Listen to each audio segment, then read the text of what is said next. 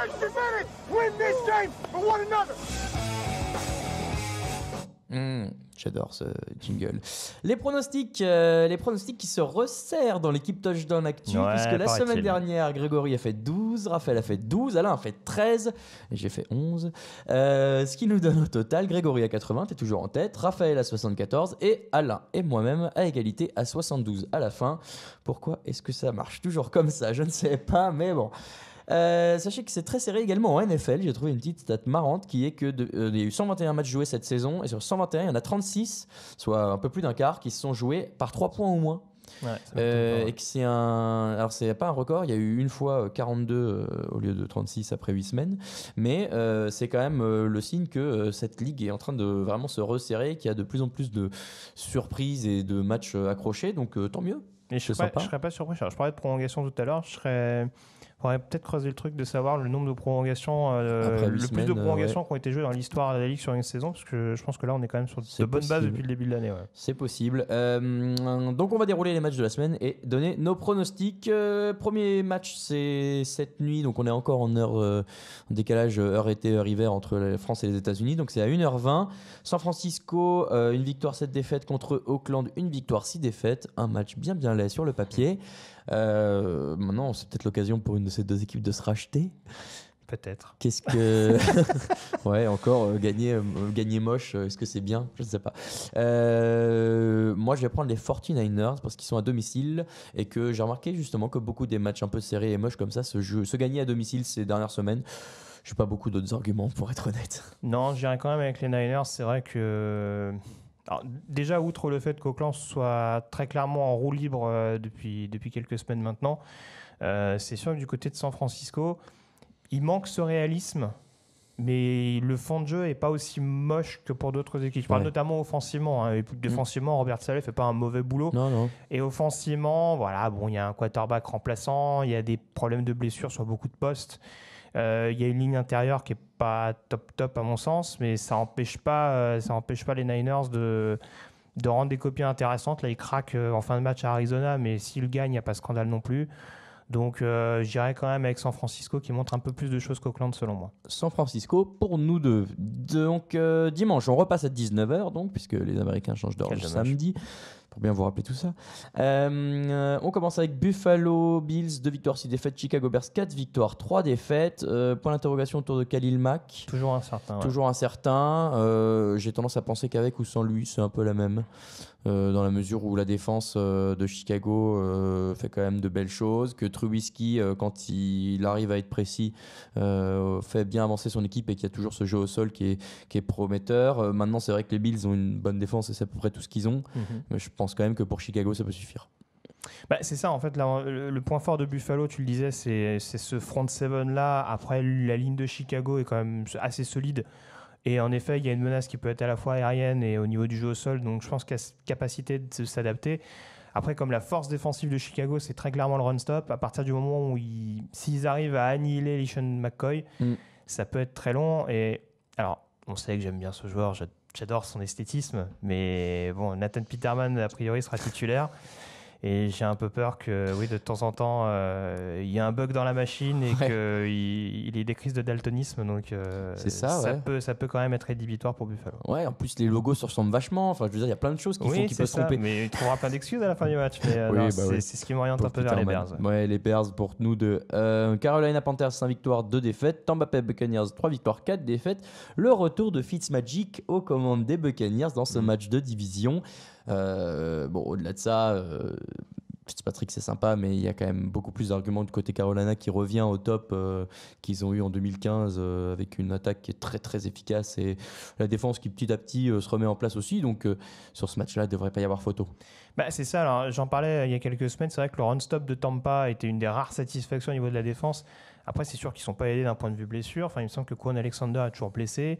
Vita Vea également, leur rookie qui était revenu pendant un temps, qui finalement a de nouveau des petits pépins.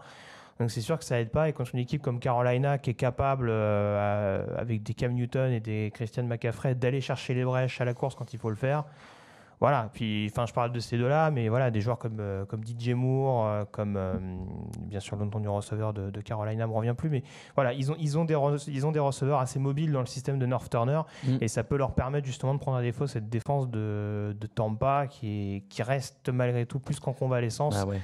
Et voilà, c'est pareil, je pense que la défense de Carolina n'aura pas forcément besoin de forcer son talent pour réussir à s'imposer sur ce match-là. A priori pas. D'abord il y a Cleveland Browns, 2 victoires, 5 défaites, 1 nul contre Kansas City Chiefs, 7 victoires, 1 défaite. Pour la petite histoire, Mahomes déjà 26 touchdowns, seulement 6 interceptions, le record après 8 semaines, je l'avais sous les yeux et là je l'ai perdu, c'est 30 pour Tom Brady et Peyton Manning 29. Donc il est plutôt. Le record c'est Brady à 52 ou c'est Manning, je ne me rappelle plus. C'est Manning en 2013 sur une saison. Ouais. Brady, Manning il me semble qu'il fait le record, il bat le nombre de touchdowns lancés en 2013, mais Brady a le record sur une saison. D'accord. En tout cas, après 8 semaines, c'est Tom Brady avec 30 et Peyton Manning avec 29. Donc à 26, Mahomes déjà en belle compagnie, on s'en doutait. Là, sur ce match-là, il n'y a pas photo. Les Chiefs doivent faire le taf. Alors parlant d'anecdote, c'est le Texas Tech Bowl quand même. C'est vrai, c'est ça. Le retour entre Mayfield versus Patrick Mahomes. Ouais. Mahomes qui avait pris la place de Baker Mayfield à l'université. Donc il y aura ce petit duel-là. Après, c'est sûr que si on prend contexte contre contexte, vaut mieux être dans la peau de Patrick Mahomes à l'heure actuelle du côté de Kansas City où ça se passe bien, où il y a peut-être un poil plus de déchets de la part du quarterback de Kansas City par rapport au début de saison, mais ça reste assez solide. Oui, c'est rattrapé. Par contre, du côté de Cleveland, premier match de Greg Williams en tant que head coach intérimaire, et je sais pas, il y a toujours cette ligne offensive qui restera poreuse contre un DeFord qui reste sur une grosse performance le week-end dernier contre Denver. Ça peut être problématique. Après, Cleveland est capable de provoquer les turnovers. Je crois que c'est une des équipes qu'on a provoqué le plus depuis le début de la saison. Enfin, interception, j'entends. Notamment par l'intermédiaire de Denzel Ward, mais je ne suis pas sûr que ce sera suffisant dans Kansas City aussi. Ouais, ça, a priori, ça va être bon. Miami Dolphins, 4 victoires, 4 défaites. New York Jets, 3 victoires, 5 défaites. Un bon affrontement d'AFC Est. Il me perturbe. Brock Osweiler va être titulaire pour les Dolphins. Est-ce que c'est une bonne idée? Est-ce que c'est pas ça qui te perturbe? Le fait que penser à Brock Osweiler sur un terrain de football, ça me chamboule. Non, Tyne Hill est encore blessé. Brock Osweiler fait comme il peut, mais il peut pas faire grand chose. Et de toute façon, cette équipe de Miami, tu vois, sans accent, est quand même pas sur une très bonne dynamique. Non, c'est un peu ça. Alors après, c'est vrai qu'ils ne sont pas aidés d'un point de vue blessure. On sait qu'ils ont eu quelques pépins sur la ligne offensive, Josh Cheaton, Daniel Kilgore. Et puis forcément, j'ai l'impression que depuis la blessure d'Albert Wilson, ça fonctionne également moins bien. Comme s'ils avaient perdu une de leurs armes secrètes. Et c'est vrai que quand on a un Brock Osweiler qui peut être intéressant sur des tracés intermédiaires et puis qui peut permettre à ses receveurs après d'aller chercher des gros gains, ça peut passer de temps en temps. Mais voilà, il y a des moments où ça va peut-être être un peu plus juste. Et puis c'est pareil, je reste toujours aussi réservé sur Kenyan Drake en tant que running back numéro 1, j'entends. Et Frank Gore ne peut pas tout faire tout seul. Donc c'est un peu ce qui m'inquiète du côté de Miami. Ça aussi, on en parlait en off. Typiquement, Miami s'était entre guillemets baladé, ou en tout cas avait bien muselé les Jets du côté de New York. Là, on est peut-être dans une configuration un peu inverse où Miami est un petit peu dans une période de doute. Alors, les Jets se baladent pas, mais en tout cas, ils ont une ligne offensive qui peut tenir. Parce que ça aussi, j'en ai pas parlé, mais le pass rush de Miami qui est extrêmement faible. Un seul sac depuis le début de la saison pour Robert Quinn. Très peu. Un seul sac pour Cameron Wake. 0 pour Charles Harris, le joueur de deuxième ou troisième année qui était censé devenir la relève. Voilà, il va falloir trouver des solutions pour Matt Burke, et quand en plus le run-stop n'est pas hyper rassurant. Voilà, tous ces éléments-là font que contre un Isaiah Crowell qui peut éventuellement trouver les brèches, et avec un Sam Darnold qui, sans balancer 350 yards, peut éventuellement se connecter avec Robbie Anderson, j'y vais avec Miami pour assurer d'un point de vue chrono. Ouais, moi aussi j'étais en train de me dire mais il va me faire changer d'avis, mais non. Je le dis, c'est vrai que je le confesse, malheureusement j'ai toujours un côté calculateur quand on fait les pronos. Je joue Miami, mais je ne serais pas du tout étonné que les Jets prennent leur revanche et s'imposent du côté de la Floride. Je vais aller avec Miami aussi, mais c'est vrai que tu m'as fait douter pendant ta plaidoirie. Là, j'étais en train de me dire, est-ce que je changerais pas? Non, je vais rester avec Miami quand même, parce que de toute façon, on sait pas vraiment sur ce match-là ce qui peut se passer. Oui, c'est toujours la même chose, ça reste un match de division, ça peut pencher d'un côté ou de l'autre, un coup de pied raté ou ce genre de bêtises. Oui. Exactement. Minnesota Vikings, 4 victoires, 3 défaites, un nul. Detroit Lions, 3 victoires, 4 défaites. Les Lions qui réussissent pas trop aux Vikings, parce que j'ai regardé les 4 derniers matchs, c'est 3 victoires des Lions, dont 2 à Minnesota. Là, ça se joue à Minnesota justement. Alors, ça ne veut pas forcément dire grand-chose, mais ça veut dire mais c'est représentatif du fait que cette équipe pose des problèmes aux Vikings. Les Vikings, l'an dernier, qui sont quand même finalistes de conférence, donc qui étaient quand même une bonne équipe. Est-ce qu'ils ont trouvé la clé au sol et sur ce match-là, ils peuvent aller taquiner les Vikings? Je ne pense pas pour autant. Alors, je vais même te dire, cette équipe des Lions, c'est même embêtant pour les pronostiqueurs. Je ne sais plus. J'ai dit les Vikings, je pensais aux Lions, pardon. Elle est vraiment embêtante dans le sens où on ne sait jamais d'une semaine sur l'autre ce qu'elle est capable de montrer. Là, très clairement, ils jouent un match de division à l'extérieur contre une équipe de Minnesota qui, encore une fois, peut avoir des bons matchs, peut aller gagner à Philadelphie, peut arracher un match nul à Green Bay, et qui peut complètement se viander comme à domicile contre Buffalo, ou enfin même contre Arizona à la maison. C'était pas hyper rassurant de bout en bout. C'est là où ça me fait un petit peu douter. Le jeu au sol serait clairement une donnée importante. Minnesota cette saison n'est pas performant. On a vu que Latavius Murray était capable de prendre feu sur quelques rencontres. C'est exactement la même configuration pour Kerryon Johnson qui, on le sait, est capable de sortir des matchs à 100 yards, mais qui va quand même être opposé à un bon run-stop des Vikings. Ouais. Donc voilà, c'est ce qui me fait un peu douter. Que va donner le pass rush de Détroit contre une ligne offensive de Minnesota qui n'est pas du tout rassurante? Ça, c'est mon autre interrogation. Mais après, Cousins, même sous la pression, est capable de s'en sortir. Oui, c'est sûr. Il y a cette connexion avec Adam Thielen également, contre un backfield défensif des Lions qui provoque peu de turnover. Enfin, voilà, il y a un bon Darius Slay, mais quand on ne joue pas sur lui, les autres corners se retrouvent exposés. J'y vais quand même avec Minnesota parce que l'avantage de jouer à la maison. Mais très franchement, là, je ne serais pas non plus étonné qu'on ait une surprise avec les Lions qui s'amusent à battre que des équipes avec des bilans positifs. C'est vrai. Minnesota, pour moi aussi, de toute façon, a surveillé Adam Thielen, qui peut battre le record de matchs à 100 yards consécutifs. Donc, il peut le faire sur ce match. Il y a la place, en tout cas. Oui, je pense et puis, il y a moyen qu'ils essayent de lui offrir, qu'ils forcent un peu sur lui. Ouais, je sais pas s'ils vont lui offrir, mais... Non, mais je veux dire voilà, que Minnesota va avoir ça dans un coin de sa tête, quoi. Cousins aussi. Baltimore Ravens, pardon, oui, je réalise que j'avais inversé les... Tu vas te faire taper par Camille. Ouais, j'avais inversé les lignes, pardon, désolé Camille. Baltimore Ravens, 4 victoires, 4 défaites. Pittsburgh Steelers, 4 victoires, 2 défaites, 1 nul. Ça, c'est une belle affiche de division aussi. Il y a pas mal de belles affiches de division cette semaine. Baltimore avait gagné en semaine 4, 26-14. Depuis, ça va mieux pour Pittsburgh, ça va moins bien pour les Ravens. Est-ce qu'on peut résumer ça comme ça? Bon, après, les Ravens, alors ils sont à 4-4. Il y a des choses qui ne sont pas tout à fait rassurantes, notamment d'un point de vue offensif. Vous en parliez mardi. Après, le calendrier, il n'est pas facile non plus. Ils viennent de jouer New Orleans à domicile, Carolina à l'extérieur. Quand on voit l'état de forme des deux franchises, il y a quand même mieux, on dira, pour se mettre d'équerre. Là, ils vont recevoir Pittsburgh et Cincinnati, donc deux adversaires de division du côté du Maryland.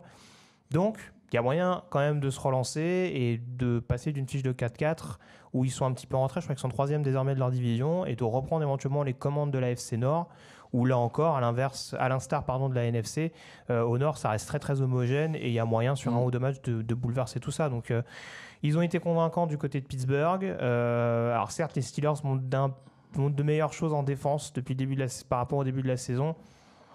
Après, sur un match comme ça, Baltimore à domicile, ça reste quand même assez costaud. Je les vois quand même contrarier un minimum cette attaque de Pittsburgh et réussir à s'imposer pour se relancer.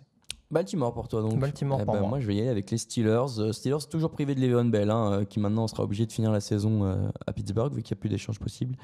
Mais moi je vais quand même y aller avec les Steelers qui vont peut-être vouloir se venger de l'affront subi à la maison. Oh.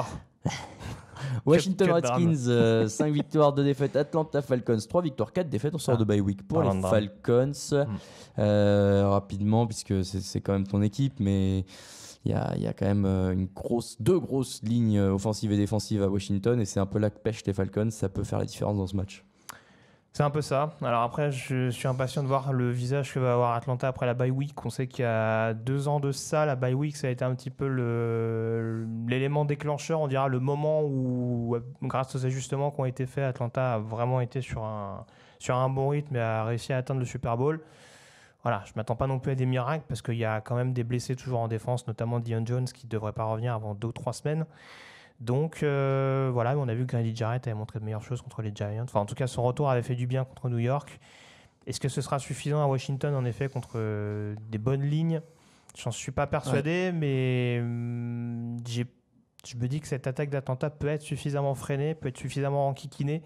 Et derrière, voilà, défensivement, Washington n'aura pas besoin de marquer 40 points comme on peut faire d'autres équipes. Il va falloir réussir à arrêter Adrian Peterson, qui est dans une forme olympique. C'est un peu ça. Donc, Washington, parce que je suis superstitieux. Bien sûr. C'est un match qu'Atlanta peut gagner quand même, malgré la fiche de deux équipes.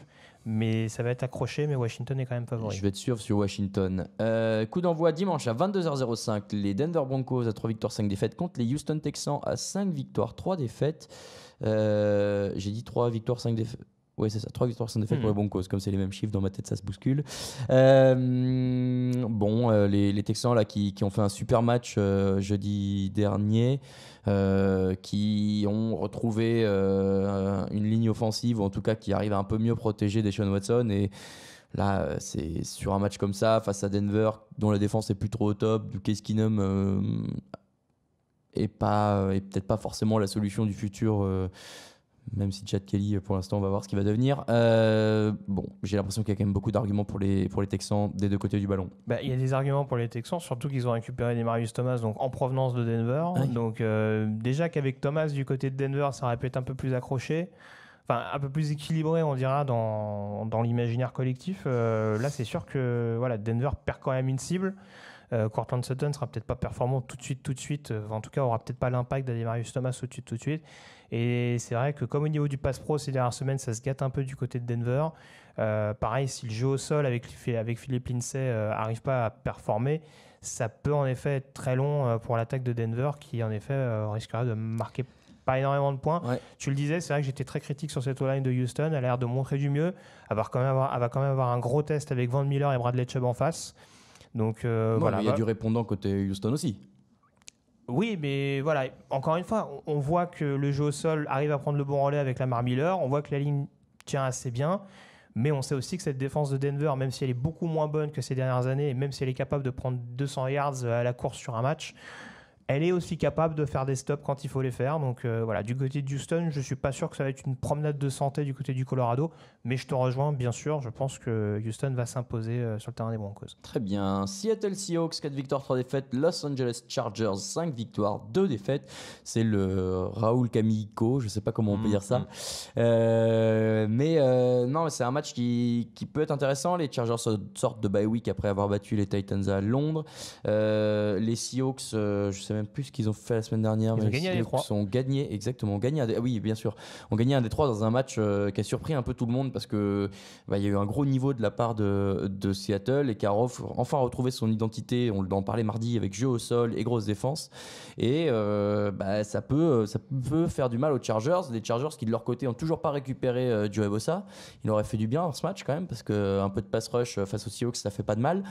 À voir si le run stop peut casser un peu justement cette dynamique au sol de Seattle et offrir une chance à Rivers et à cette attaque qui est quand même bien productive cette année d'aller chercher une petite victoire. Oui, alors tu as globalement bien résumé. C'est sûr que oui, le facteur clé, ça va être cette attaque au sol de Seattle contre ce run stop des Chargers. On s'aperçoit que vraiment Seattle, en ayant retrouvé son âme au niveau du jeu à la course, on va dire entraîne tout le monde dans son sillage, permet enfin à Seattle de repartir du bon pied. Et c'est sûr que si le run stop des Chargers n'arrive pas à les contenir un tant soit peu, ça peut être quand même un petit peu compliqué pour cette équipe de Los Angeles de suivre le rythme parce que on voit que Russell Wilson ces dernières semaines n'a pas besoin d'élever son niveau, d'être extraordinaire, mais on sait qu'il est également capable à la passe de trouver ses cibles. Alors est-ce qu'il va être capable de prendre à défaut des Kaiser Hayward, des Derwin James ou ce genre de playmaker en face? Ça va être à surveiller, mais j'ai un peu plus de mal à juger ce qu'est capable de faire l'attaque des Chargers. On sait qu'elle est aussi dangereuse à la passe qu'au sol. Que vaut également cette défense de Seattle avec un Frank Clark qui est très très bon depuis le début de la saison. Un deuxième rideau qui paraît également assez solide et un backfield défensif qui n'a pas l'air d'être trop tributaire jusque-là de la blessure d'Earl Thomas et de la retraite de Cam Chancellor. il y a beaucoup de zones d'ombre. Je pense qu'en effet, là aussi, ce sera un match assez accroché. Mais c'est vrai que Seattle, dans une grosse ambiance, avec un jeu au sol qui paraît retrouver une ligne offensive notamment qui paraît beaucoup plus agressive, et un Joey Bosa qui ne sera pas là, j'aurais tendance à aller vers Seattle. Eh ben moi je prendrais les Chargers à la surprise générale. Coup d'envoi dimanche à 22h25. New Orleans Saints 6 victoires, 1 défaite. Los Angeles Rams 8 victoires, 0 défaite. Ça aurait pu être l'affiche de la semaine aussi parce que ça c'est un sacré choc. Est-ce que la tête de la NFC se joue là ? Ah oui, je pense. D'accord. En effet. Très bien. 6 victoires de suite pour. Excuse-moi, je t'ai coupé, mais 6 victoires de suite pour New Orleans. C'est sûr que là, et de par ce qu'ont montré les Rams le week-end dernier contre Green Bay, alors ils avaient un bon adversaire en face, mais c'est sûr que voilà, on cherche le match, le succès référence contre un gros. Là, très clairement, s'ils gagnent à New Orleans, il y a moyen en effet de marquer les distances et d'assurer entre guillemets de manière quasi sûre la première place de la NFC, et puis d'envoyer un message très clair à tous ses adversaires de conférence nationale. Donc, ouais. J'allais te dire, Todd Gurley a déjà 15 touchdowns en 8 matchs. Ça, pareil, c'est quasi un record puisque j'ai fermé le truc comme un idiot. Mais il a fait autant que Priest Holmes en 2002 et 2004 avec les Chiefs, pour ceux qui se souviennent de la belle époque. Ah oui. Dont je ne me souviens pas, mais j'ai lu cette stat. Peu, ouais. Mais il y a des match-ups qui sont vraiment excitants sur le papier. Todd Gurley contre le run-stop des Saints, qui est le meilleur en termes de yards concédés, ça va être intéressant à suivre. Et puis surtout, on va dire le premier rideau défensif des Rams, donc Aaron Donald, Ndamukong Kongsu et Michael Brokers, contre la ligne offensive des Saints, qui est sûrement une de celles dont on parle le moins, mais qui est extrêmement efficace depuis le début de la saison. Ça va être vraiment ces deux facteurs-là. S'il y a une équipe qui arrive à mettre la main sur ces deux secteurs-là, à mon avis, elle a la victoire en poche. Ouais, honnêtement, c'est le match à regarder de la deuxième partie de soirée. Ça promet d'être hyper explosif. Moi, je vais prendre les Rams. Et peu. Parce que je les vois pas battus sur un secteur du jeu. Moi, j'y vais avec les Saints. C'est vrai qu'ils prennent encore beaucoup de yards contre la passe. Et on sait que Jared Goff, il reste quand même assez performant dans ce système-là, même s'il y a eu un petit peu de casse du côté des receveurs californiens. Mais j'y vais avec les Saints quand même à la maison. Il y a une dynamique qui est là. Très bien. Coup d'envoi dans la nuit de dimanche à lundi à 2h20. On a parlé du New England Patriots. 6 victoires, 2 défaites contre Green Bay Packers. 3 victoires, 3 défaites, 1 nul. On a pris tous les deux les Patriots. Très bien. Et enfin, dernier match de la semaine dans la nuit de lundi à mardi à 2h15. Encore un prime qui nous fait Cowboys. 3 victoires, 4 défaites contre Tennessee Titans. 3 victoires, 4 défaites. C'est pas une très belle affiche. La première d'Amari Cooper du côté de Dallas. Je pense. Il est arrivé depuis une semaine. Donc je pense qu'à défaut d'être receveur numéro 1, il sera quand même utilisé de temps en temps sur quelques appels de jeu. Les Titans qui sortent de bye week aussi. Ouais. On peut parier sur une ibet sur le nombre d'interceptions lancées par les deux quarterbacks en cumulé on va regarder ça tout à l'heure dans les meilleurs cotes. Je suis pas sûr, mais... Je suis taquin parce que c'est sûr que Dak Prescott n'a pas la production d'un gros quarterback, mais il limite un peu plus les erreurs, alors que Mariota, c'est vrai que voilà, il balance quand même beaucoup d'interceptions, je trouve. Tu veux dire qu'il n'a pas la production d'un Nathan Peterman en termes d'interception, c'est ça ? C'est difficile. Il y a un rythme à suivre, je le concède, n'est pas Nathan Peterman qui veut. Ah non, ça... Mais voilà, globalement, c'est vrai que j'irais plutôt vers Dallas parce que cette attaque de Tennessee, on a du mal à ressentir l'effet du coordinateur offensif Matt LaFleur. Il y a une attaque aérienne qui en effet n'est pas suffisamment performante et on ne découvre pas aujourd'hui que Marcus Mariota n'est pas un franchise quarterback. Alors on en parlait mardi. Maintenant que le jeu au sol est régressé de cette manière-là avec Derrick Henry et Dion Lewis, ça pose un peu plus question. Et contre une défense de Dallas qui, à l'inverse, s'améliore très clairement avec un Chris Richard qui prend un peu plus de responsabilité, l'ancien coordinateur des Seahawks. On sent qu'il y a vraiment une défense de Dallas qui est là et du coup l'attaque avec Amari Cooper en l'occurrence. On sait qu'il y a aussi du changement sur la O-line des Cowboys. Il me semble qu'ils ont viré leur coach de ligne offensive, je crois, en fin de semaine dernière. Donc voir si là aussi les ajustements auront permis, parce qu'on a vu que le changement de coach de position en l'occurrence n'avait pas été bénéfique pendant l'intersaison. Plutôt Dallas de mon côté. Plutôt Dallas de mon côté aussi. Au repos 6 équipes cette semaine: Cardinals, Bengals, Colts, Jaguars, Giants et Eagles. Ça ne fera pas du mal à ces deux dernières équipes.